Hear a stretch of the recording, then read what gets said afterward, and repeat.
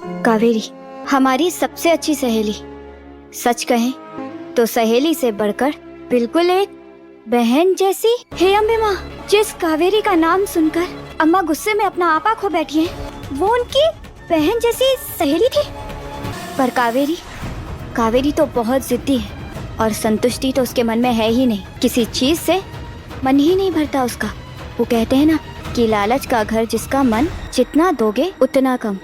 बिंदिया दिलाएगी अम्मा जी को इंसाफ, पता लगाएगी कावेरी का। भाई कलर्स चैनल पर आ रहे सीरियल सुहागन के आने वाले एपिसोड में अब आपको एक और नया ट्विस्ट देखने को मिलने वाला है। बिल्कुल ऐसी ही है कावेरी, उसे सब कुछ चाहिए, खुद का हिस्सा भी और दूसरों का भी।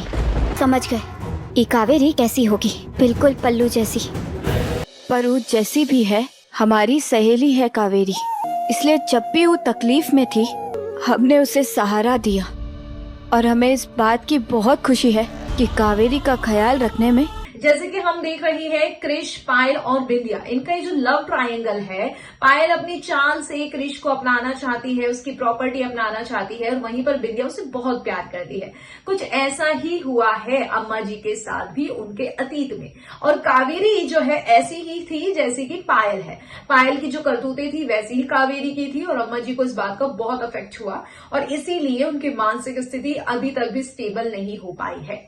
अब बिंदिया को इस बात का पता लगता है उनकी डायरी के द्वारा और बिंदिया जो है ये ठानती है कि इस कावेरी को ढूंढूंगी और उसे सजा जरूर दिलाऊंगी। अब ऐसे में यहाँ पर आने वाले एपिसोड में जो पायल के प्लान है वो भी फ्लॉप होता हुआ दिखाई दे रहा है। कहीं ना कहीं पायल जानती थी अम्मा जी का मैटर, लेकिन अब बिंदिया जान गई है तो बिंदिया जरूर कुछ करेगी। दूसरी तरफ क्रिश और बिंदिया का जो तलाक है वो अभी तक भी ढंग से नहीं हो पाया है। क्रिश जो है वो अर्जी डाल चुका है बिंदिया के सामने, कोर्ट के सामने हाथ जोड़कर कह चुका है कि मैं अब इस रिश्ते में नहीं रह सकता।